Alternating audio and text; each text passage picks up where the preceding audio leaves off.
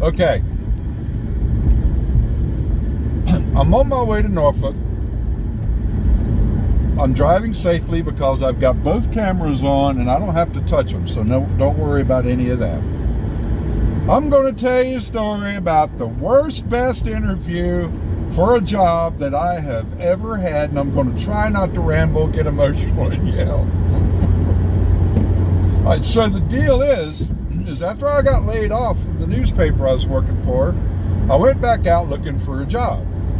And of course, there's, one of the best ways that guys, with my occupation get jobs is to go through a placement service or like a temp service or whatever. And these are people who, they go ahead and vet you and they check your references and they do all that.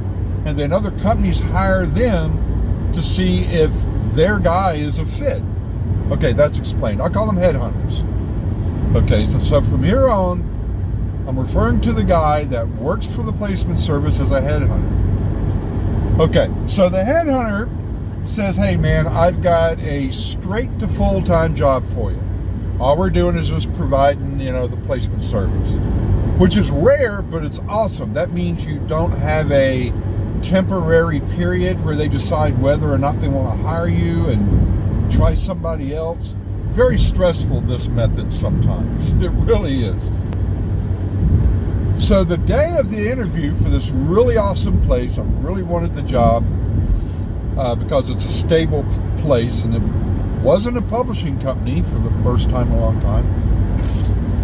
So the headhunter guy meets me at the location downstairs where the interview is supposed to take place, and he kind of fills me in, gives me a folder with my resume in it, tells me who's going to be at the interview, and sort of coaches me up before I go in, because when I get the job, he gets paid.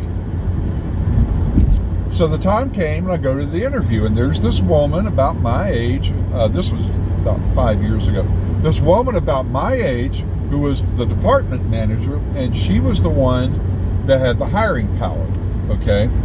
And with her were two people in her department that worked for her, and one of them was the person who was going on somewhere else or something, I don't know, but they were there to give feedback because I would be their successor. Okay, long story short, here it goes. I'm in a small room with an unusually high table with one window, okay, sitting on these kind of high bar looking chairs, and it's like one of those crazy things that HR does to make the atmosphere more comfortable, but it wasn't. Okay, so everything was great. I hit it off with this lady, the manager, I will refer to her as this lady. I hit it off with this lady, man. Everything was great. And I was a perfect fit for this job. Or they wouldn't have sent me on the interview, okay? The headhunter wouldn't have sent me if things didn't check out. So it goes well, man. I'm in there and I'm like, yep, yes, no, yeah, yes, no. Okay. And the interview's over. Okay. We shake hands, everything's great. And I even think the one guy, not the manager, but the one guy says, hi, I'm going to look forward to working with you. I really am. And I'm like, cool, so done. So me and my shirt and tie go back home. And on the way home, the headhunter calls my cell phone. And he goes, dude, what happened? I'm like, what? It's like, dude, she doesn't like you. I don't know what's going on. You're a perfect fit. Did you say something wrong or something? What was it? I'm like, I have no idea. We left on good terms, man. And I'm sure some of you guys have been here before, because a lot of interviewers will fake loving you to get you out the door. And I'm like, everything was cool, And he goes, okay. Well, I got to call her back to see if she wants me to send another placement, and I'll see if I can't figure out why she doesn't like you. All she did was email me or left me a voicemail saying, this is not our candidate at all. It was just like, at all, or something like that. Later that afternoon, he calls me and he goes, dude, you're not going to believe this. goes, he's like, I've never seen this before. This really bothers me. And so the drama of it is that she goes, I go, what did she not like, man? And she goes, she said you were wearing Chucks. I'm like, yeah, I was wearing very nice black Chuck Taylors. You were there. You looked me over. Everything was great. And I looked at him, I said, I'm wearing a $400 blazer. I'm wearing an Arrow Egyptian cotton white shirt, all right, with a notched collar.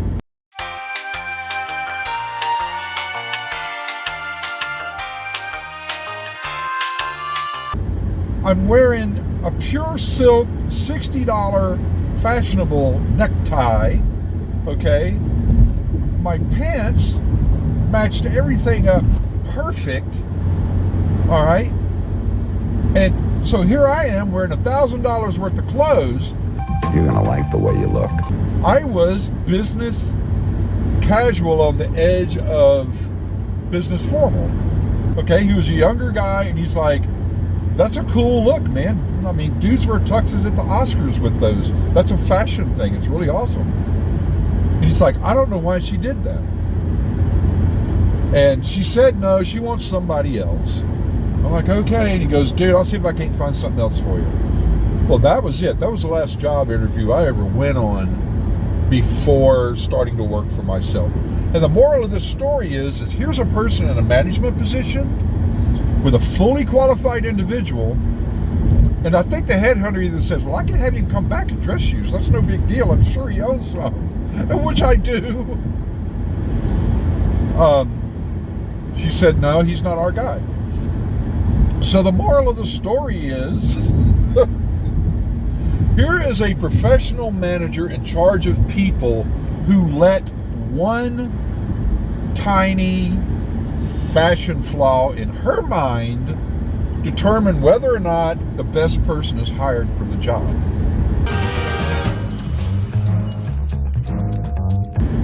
If it had been me, it'd have been like, dude, you look great in the Chucks, but you know, when you come on board, you know you're gonna have to wear a dress shoe, right? But hold up, I left something out. I meant to say it, but I don't know why I didn't say it. But there's also a good chance that she didn't want to hire me because of how old I was. Because a lot of companies nowadays, you know, they like people right out of college that they can mold and all that stuff.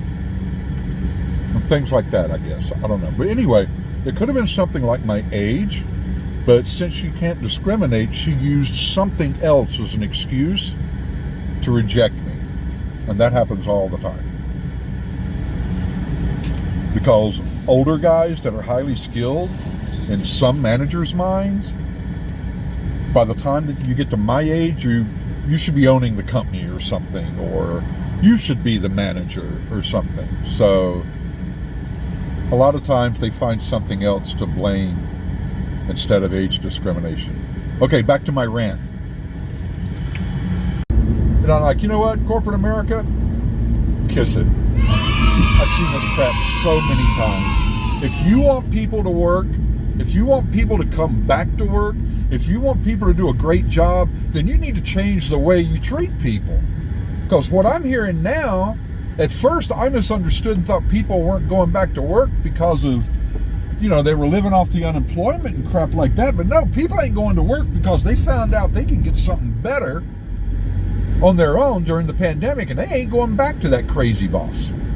You know, that's just like your opinion, man. That's my understanding, which could be totally wrong. Draw your own conclusions. So that's it. That's the last and craziest great interview I ever went on. Have a great day.